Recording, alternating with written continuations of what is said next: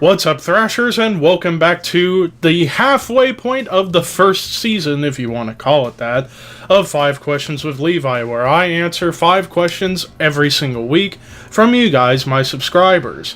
Thank you all so much for getting me to the 6-month anniversary of this insane weekly Q&A show that's still going strong, and 26 more, and it'll be exactly 1 year. 1 year since this show began, and holy crap, we got some good questions here today, some diverse questions. There's some, of course, you get your racing stuff, metal stuff, and maybe even a wrestling question. I actually don't remember what the questions are, but I'm going to remember once we see them. But before I get started, I do want to remind you guys, for anybody new watching this series, if you want to ask me a question for next week's episode, episode 27, hit me up in the comments section below. But let's do it! Daily988 asks, what are your opinions on the new Slipknot song All Out Life? Well, the song itself wasn't bad. Like, the music behind it was better than I thought it was going to be. My problem is with the lyrics. Like, the lyrics seem to be too much about love and life and stuff like that, and it's like, that's not really what Slipknot's all about. Slipknot's all about expressing brutality and stuff like that. However, my favorite part of the song was the ending with the blast beats. I thought that was badass. So if this song was just a teaser song to get people ready for the new album, which I assume is coming out in 2019, then I'll be on board, just as long as I just hope that the rest of the lyrics on the album is better than this song, because I feel like that's always been a problem with Slipknot's music, is their lyric writing. Like, Corey Taylor, he's kind of an inconsistent lyric writer, if you ask me, but nonetheless, it wasn't a bad song, it was a decent track, but I do hope the rest of the album is better than this, and knowing how Slipknot is, I think it probably will. Billy Bishop asks, which Metallica album do you think is worse, Saint Anger or Lulu with Lou Reed? I would say Lulu, because at least with Saint Anger, it's aged well over the last 15 years, because there is worse shit out there than Saint Anger. And also, you had some gems on Saint Anger, like Some Kind of Monster I really, really like. Frantic wasn't bad. Sweet Amber was a decent track. All Within My Hands wasn't bad. So there were some good songs on Saint Anger. Lulu, I can't think of a single good song off of that album.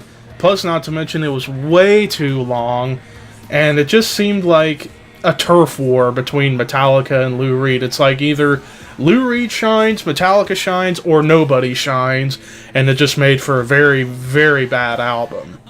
And it's kind of tragic when you think about it, because that's the last thing Lou Reed ever recorded prior to his death a few years ago. So it's kind of sad in its own way, but if I had to choose which one is worse, hands down Lulu, because Saint Anger has, in my opinion, aged well over the last 15 years, for the simple fact there is worse shit out there than Saint Anger. And plus, I wouldn't mind listening to a couple songs off of Saint Anger if I'm in that mood. But damn, it would be kind of a task. Red Racer 1985 asks, can you imagine a WWE Raw, SmackDown, or pay-per-view event at Bristol Motor Speedway? To be honest with you, as unlikely as that would be, it would be kind of weird for them to do a show at Bristol Motor Speedway outdoors. Considering with the banking, how in the hell are people going to sit on the banking? Because, chairs, unless they were to import, like, benches all around the track, pavement, for fans to sit there, and then, of course, chairs for the apron area for people to sit on. I guess that would be the way it would be done, and yeah, in that extent, they would break the all-time attendance record for WWE events, probably 160 to 200,000 people, if they were to sell out the whole fucking place. But if I were to imagine that show, I would imagine that would have to be something like a WrestleMania of sorts, because does Bristol Motor Speedway's seating arrangements scream a pay-per-view like Money in the Bank? Not really. Raw or SmackDown? No. If they were to do that, which will never happen, let's get that clear. I'm not saying it's going to happen. It would never happen. But if it were to happen, then good luck trying to break the attendance record at that point. That's basically all I'm trying to get at. Blaze Life 334 asks, what are the worst films you have ever watched? Well, there was this one movie I saw at work a couple of months ago. It was just me and a coworker named Brian working that day, and I was just sitting around in the pro shop of the golf course a lot during that day because not really much was going on. And there was this, and we only had a couple of channels on the TV because the dish bill wasn't paid for or just wasn't reactivated for our dish box. So we had only a couple of channels, and one of them had like a bunch of movies or whatever. And there was this one movie that came on that had Josh Peck in it and somebody else that I've seen on like Law & Order SVU, We Are Marshall, and a couple other things here and there. But the movie was called ATM. My God, was it shit. All it was a story of a fucking stalker trapping them in an ATM building and killing them and anyone around him. It was like, what the fuck is the point of this? This is why I don't like horror movies or horror-related movies, because it's just too formulaic for me to watch, because all it happens is girl gets raped or killed, the end, and a bunch of blood and guts and shit. Like, the only good horror movies out there, in my opinion, is Scream and Halloween, because at least they had stories to them. Everything else, there is no story, makes no sense. Of course, that's an unpopular opinion for anybody who likes horror movies. If you like horror movies, more power to you, but it's just not my taste. Not because I get scared, it's because they just seem stupid now, because what else can you do in horror that hasn't been done before? That's my question. But yeah, ATM was a pretty bad movie. I can't think of any others. Mostly because any bad movie I've seen, I try and repress those memories to the back of my head as much as possible. Daniel Rafael de Jesus asks, what are your thoughts about music award shows then and now, like Grammy Awards, MTV Video Music Awards, and American Music Awards? Well, if you ask me, award shows in general are fucking stupid, and the big reason why is because any of the committee guys or people who work these fucking shows, they have, like, 85% of the time are people who have no idea what's good, what's bad, or what the hell they're talking about. Grammys is a big example because, I mean, look at the Grammys. They have the heavy metal category for Best Metal Performance. The first year, this is how you know award shows are fucking clueless. The first year of the Grammy Awards, when they did Best Metal Performance or Metal Song, guess who wins? Jethro Tull, who have never been a metal band. They were just a progressive folk hard rock band, not really metal.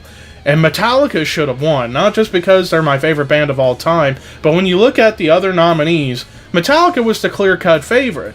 But no, they get robbed because the committee doesn't understand what the hell is going on. And also, another problem with the Grammys, in 2010 they give a Grammy Award to Judas Priest for a live song of a song from 1977. Are you kidding me? And then you get the VMA Awards, which all it is that they just plug whatever fucking shitty pop, shitty rap there is out there, and they don't really care about any other kind of music or actually care about what's actually good. Same with American Music Awards. Like, award shows in general are fucking stupid when you have people running the committees who have no knowledge or have a clue of what it is they're talking about. That's why whenever I do awards, I know what I'm talking about with stuff that I do the awards for, whether it's in NASCAR, wrestling, sports, fucking music, or what have you. But in general with music award shows, music award shows are the single most cancerous thing on television yearly. They are fucking abysmal, and it's run by people who don't have a fucking clue of what is good taste in music. All they promote is shitty-ass pop and shitty-ass rap and shitty-ass country that has absolutely no fucking relevance unless you're a moron. So there you go. That was a nice little rant to end this episode. But thank you guys so much for watching regardless, despite my little rant at the end on that last question. But thank you for helping me reach the 6-month anniversary, the halfway point of the first season. I need to quit saying that. Of 5 Questions with Levi. Episode 27 is next week. Be sure to send me questions in the comment section below. But until next time, peace out, and I will see you soon.